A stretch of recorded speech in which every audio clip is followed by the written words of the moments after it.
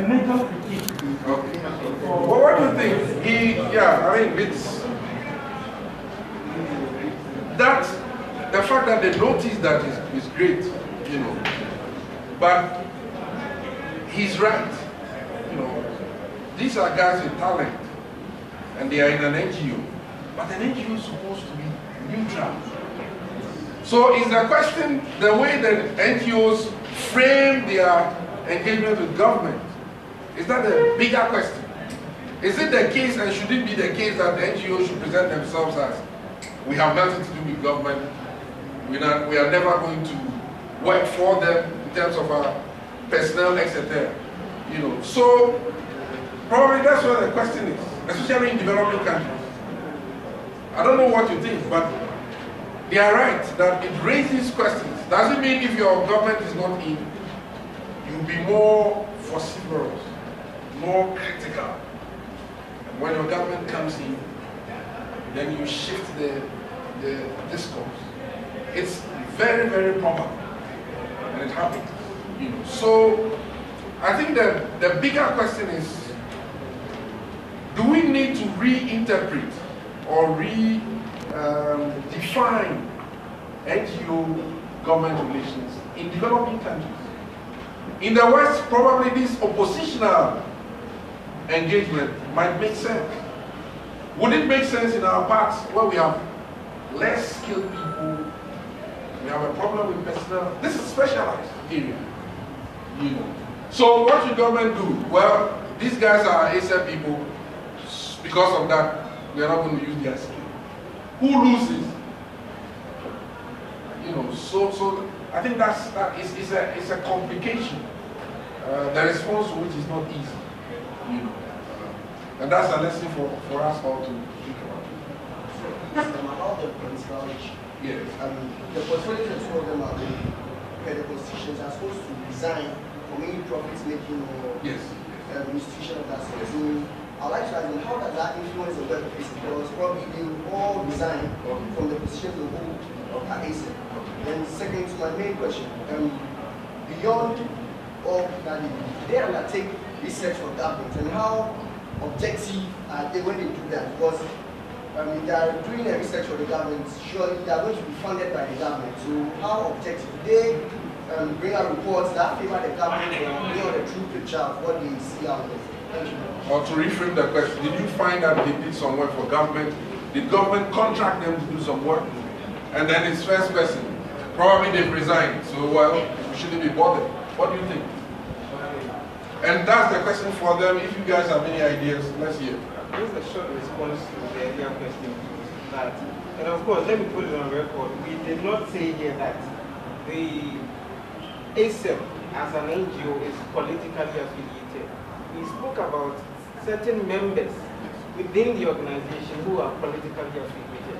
So it is not the NGO as an entity. And your question that if they resign, that obviously creates a gap, and you would have to spend money training someone to rise through the ranks to be able to get there. And so that obviously goes against ASEP. And again, be minded that when they get into power, and we know that thing with politicians, of course, you were appointed by the president, and you obviously have to submit to the whims and caprices of the president.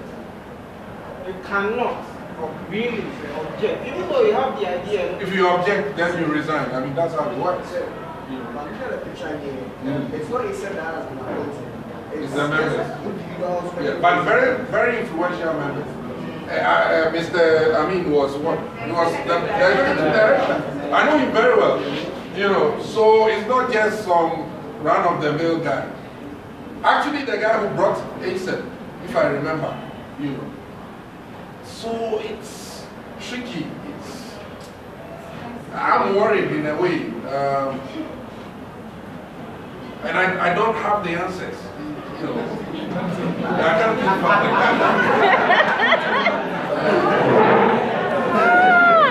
yeah, maybe we need to research more. And, you know, the government NGO connection here is complicated.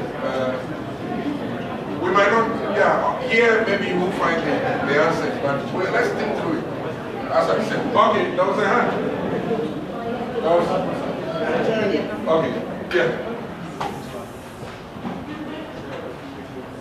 Yeah. Firstly, I want to ask you a question, but firstly, I want to know whether it's taboo to consider the antagonistic predisposition. Hey. Very good. Oh, let's hear a very good question. Please, fine. They said they want you to get up so that we can hear. So if you can stand a bit. Is it taboo to consider the antagonistic predisposition that NGOs initially came up with as involving that evolution into a new state where it can infuse itself with the nation and affect change? Is it far-fetched? Yeah, good question. Excellent question. Brilliant. Probably the US model we are using is problematic. You know, for a developing country, it seems we can't afford the raw antagonism. You know, so probably the NGO government nexus needs to be reconsidered. As he said, in the African context, there might be some necessity to force an evolutionary understanding.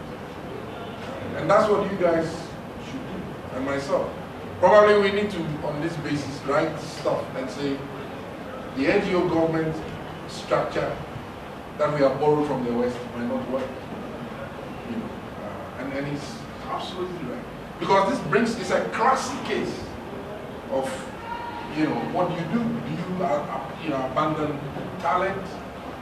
How many energy experts do we have? Dr. Anta spent years doing his PhD. I know him very well. He's a good friend of mine. You know, and with this capacity, the question then becomes, as he said, wouldn't it be more useful in government, suggesting to us what to do with oil and gas? So maybe we need to reconsider this. So good question. Your second one? Yeah, when we were listing the critiques of the NGO, you made mention of the fact that they didn't really pay any considerable attention to the mining sector. But in an article here, Wakam, in consolidation with the ASEP, they called for the reiteration of some prohibition laws that prevent the government from basically degrading the land. The land. Okay. Yeah. Okay. So I wonder why you didn't pay any specific attention to that one. Okay. So his question then is, okay, you guys say they are not in mind, but that's an example. What would you say? I think your question is premised on a false assumption. We never said here that they don't go into mining. What we said is that given their focus, of course you can conduct about 100 researches and 70 on oil, say 29 on energy, and you have just one on mining, then that obviously cannot be. No, you're on point, very good. I mean, so it's relativities, right? That's the argument. But good question and fantastic answer. Okay. Any more questions? Yes, madam. The claim here is speaking about ASEP. I think you guys the application and their website, just in case you want to go and cross-check. Maybe what you are giving us is form. You want to go and cross-check whether it's true. Maybe you can tell us their location, their website, so that you can go and verify the issue for us. Why don't you write it for them? I think they're... And then where they are located, where we can find them. We have books here to share. No, but not everyone will not get it. So let's just write the... You can this one can go up. Eric. You can. Eric. Mommy first. Oh, it's okay. You can remove it all. You can remove it all. It's okay. Her point is yeah, it's good. So maybe if you want to do your own research, you can go and go there, talk to them, and go to their website. Very good point. Right? Any other question or contribution? Okay, my question is for you. Hey.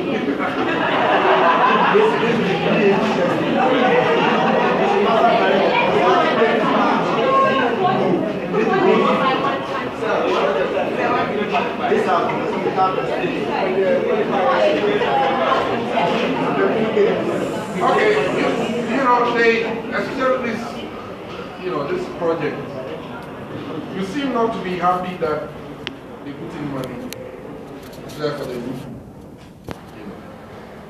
But this was supposed to be a kindergarten for kids, right? So probably they thought, okay, money has gone waste, but can we salvage the situation? So they said, okay, let's contribute and put the roof on there. And so that was a humane gesture, Why do you think this aspect that is shown should not be encouraged, or you think it should be encouraged?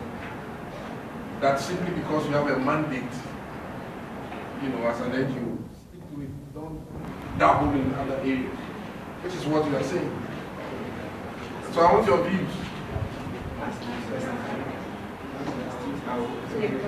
You don't need to be correct. Let help us just think through. I think characteristically, you have NGOs getting into humanitarian services, going into villages to empower young women and then building their capacities here and there. But one thing about ASAP is that they are not into that. What they basically do is research. And so just like you pointed out, this actually falls outside their domain of focus. So yes, it was a humane gesture. But again, the argument can be made that if they are to continue like this, that may perhaps set the government back. But okay, if we don't do it, then the NGOs will do that. But I think that looking at the location of that, just 5 kilometers away from. Is it Cote d'Ivoire or Burkina? Cote d'Ivoire. Cote d'Ivoire. It's in Okay. Yes, continue. I think, in principle, we would not advocate for NGOs, especially like Jesus, to get into such things. But I think once in a while, they can sprinkle into one of the humanitarian issues. But there's a danger that they will slip if they can do it. Okay, fair. Any contribution from you? Thanks. To add up to what most of their processes are based on the money they get from the donor people, like those who donate the money and stuff. So if they get the money and they are channeling it to humanitarian projects, so they get that money to embark on their research. Okay, I get it. So if they are doing a particular spread, they should go on it with the money. And then the other question is, which you rightly raised, about funding. You have the DFID and the rest of them, funding them, and you are right about the extent to which this would influence them. But is it the case you think that they have no option than to fall on these entities? And what does that suggest to you? OSIWA, these are all Western organizations. There's not one African organization. No, OSIWA is I know them. You know the guy who supports them? George Soros. You know George Soros? Let me write his name. He's a currency speculator.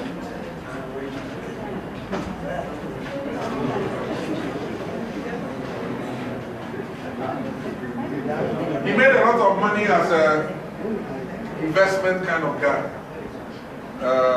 Investing in betting on the movements of the value of the dollar and the rest of them. So he's a Greek who became an American. So OSIWA is very much Western. And so here we are, all of these guys are Western organizations. Is it the case that they have no option? And what does that tell us? When we went there, they gave us an instance where the government of Ghana was giving them some money to embark on their research, but they rejected it because they think that when the government okay, hold on. point.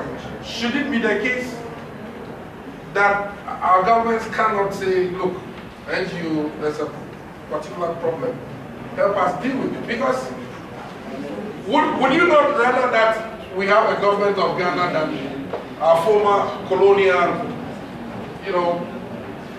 colonialists and Western interests? What do you think? Next one.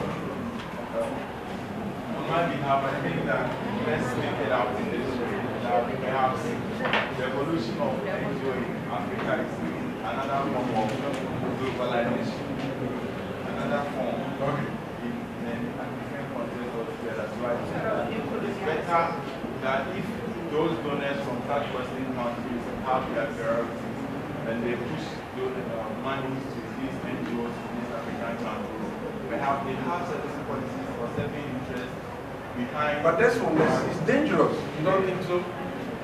It's dangerous for the government too.